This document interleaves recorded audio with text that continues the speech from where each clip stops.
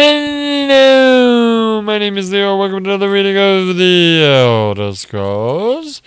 Today we're going to be reading Sun's Height, Book 7 of 2920, the last year of the First Era, by Carlavac Townway.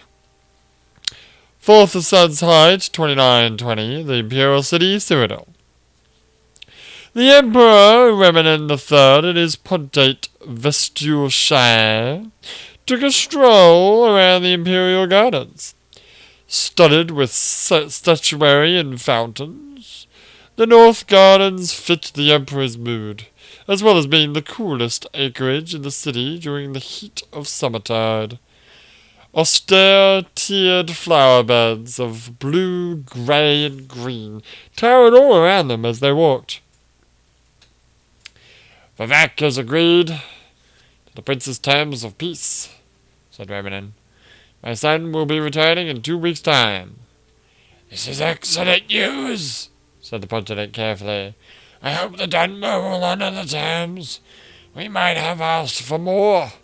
The fortress of Blackgate, for example. But I suppose the Prince knows what is reasonable. You would not cripple the Empire just for peace. I have been thinking lately of Raja, and what caused her to plot against my life, said the Emperor, pausing to admire a statue of the slave Queen Alicia before continuing. The only thing I can think of to account for it is that she admired my son too much. She may have loved me for my power and my personality, but he, after all, is young and handsome and will one day inherit my throne. She must have thought that if I were dead, she could have an emperor who had both youth and power. The prince was in on this plot? Asked Vestibule Cheyenne. It was a difficult game to play, anticipating where the emperor's paranoia would strike next. Oh, I don't think so, said Remenin, smiling. No, my son loves me though. Are you aware that Corda, Raj's sister, spelling incorrect, is an initiate of the Morwa Conservatorium in Heihath? Asked the Pontiff.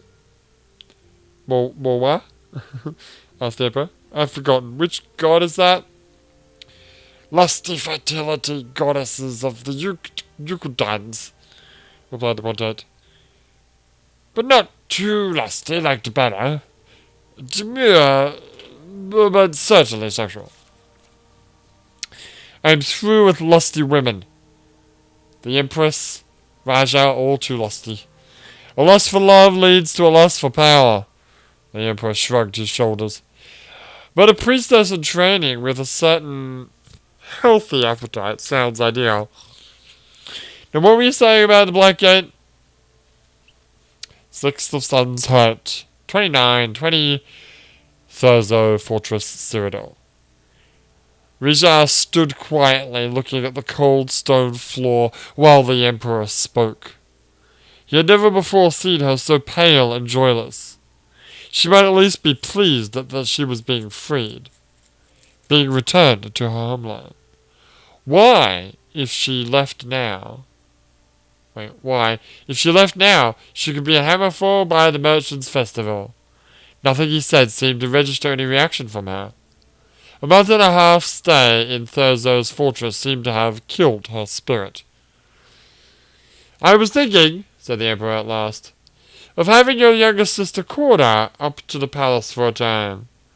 I think she would prefer it over the conservatorium in Heihath, don't you? Reaction at last. Rija looked at the Emperor with an animal hatred, flinging herself at him in a rage. Her fingernails had grown long since her imprisonment, and she raked them across his face into his eyes. He howled with pain, and his guards pulled her off, pummeling her with blows from the back of their swords until she was knocked unconscious. A healer was called at once, but the Emperor Remenin III had lost his right eye. 23rd of Sun's Height, 2920, Morrowind. Vivek pulled himself from the water, feeling the heat of the day washed from his skin. Taking a towel from one of his servants, Sothasi watched his old friend from the balcony. It looks as if you've picked up a few more scars since I last saw you, said the sorcerer. Assure granted that I have no more for a while, laughed Vivek. When did you arrive? A little over an hour ago, said Sothasi, walking down the stairs to the water's edge. I thought I was coming to the end of the war, but it seems you've done it without me. Wait, but didn't... Yes, they lost the war, or whatever.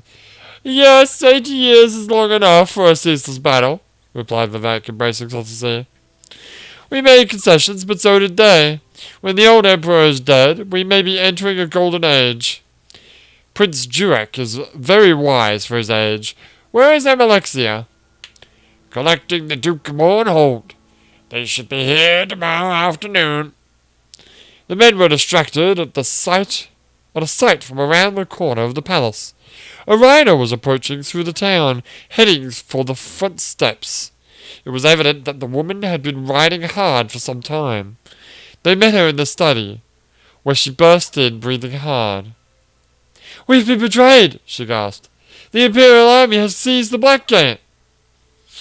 24th Sun's Height, 2920 Balmoral Morrowind. The next day, essentially. It was the first time in 17 years that the three members of the Morrowind Tribunal had met in the same place. 17 years? Jesus. Since Sothasi had left for Atrodium, all three wished that the circumstances of their reunion were different. From what we've learned... Oh, sorry. Who's talking? Who is talking? Vivek. From what we've learned, while the prince was returning to Cyrodiil to the south, a second Imperial army came down from the north, said Vivek to his sturdy-faced compatriots. It is reasonable to assume Jurek didn't know about the attack. He's talking now, so to say. But neither would it be unreasonable to suppose that he planned on being a distraction while the Emperor launched an attack on Blackgate, said Sothasi. This must be considered a break of the truce. Where is the Duke of Mournhold? Asked Vivek. I would hear his thoughts on the matter. He is meeting with the Night Mother in Teleroon. Wait.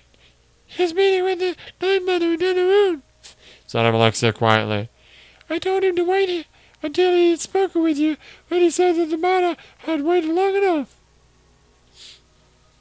He would involve the Mooring Tongue in outside affairs. Vivek shook his head and looked to Sothasi. Please do what you can. Assassination will only move us backwards. This matter must be settled with diplomacy or battle. The next day, 25th of Sun's Height, 2920, Teleroon, Morrowind. The Night Mother met Sothasi in her salon.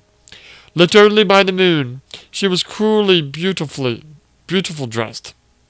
She was beautifully dressed, thank you, in a simple silk black robe, lounging across her divan, which I don't know what that is. With a gesture, she dismissed her red-cloaked guards and offered the sorcerer some wine.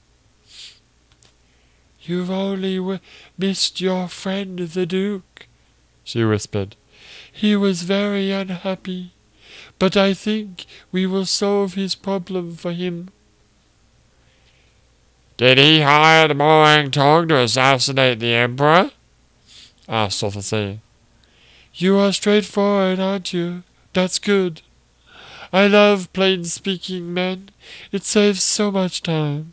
Of course, I cannot discuss with you what the Duke and I talked about. She smiled. It would be bad for business. Well, of course, there is probably just the arrangement to kill, what's her name? The baby one. Yeah. What if I would offer you an equal amount of gold for you to not assassinate the Emperor?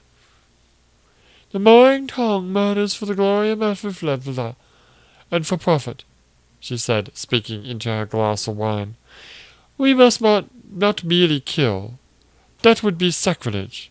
Once the Duke's gold has arrived in 3 days' time, we will do our end of the business, and I'm afraid we would not dream of entertaining a counter-offer.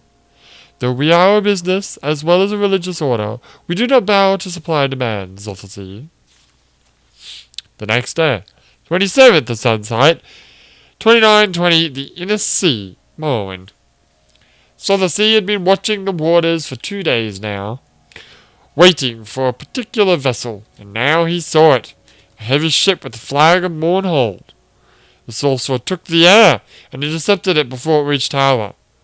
A cowl of flame erupted over his figure, disguising his voice and form into that of a Daedra.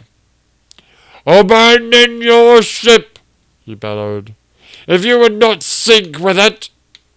In truth, Zothathi could have exploded the vessel with but a single ball of fire, but he chose to take his time to give the crew a chance to dive off into the warm water. When he was certain that there was no one living aboard, he focused his energy into a destructive wave that shook the air and water as it discharged. The ship and the Duke's payment to the mooring tongue sunk to the bottom of the Inner Sea.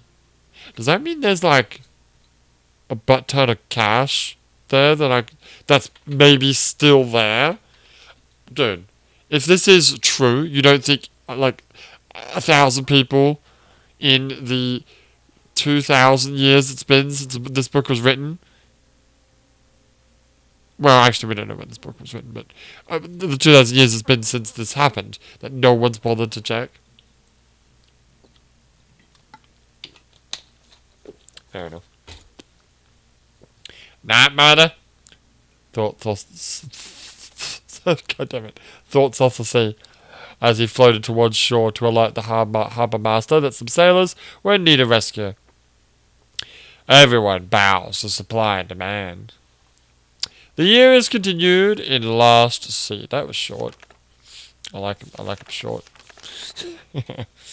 I'm pretty sure the rest of them are all like over 20 pages. I know. Alright, that was Sun's Height, Book 7 of 2920, the last year of the First Era by Karlivak Townway. Next up is Last Said. But for now, my name is Leo, and I'll see you next time.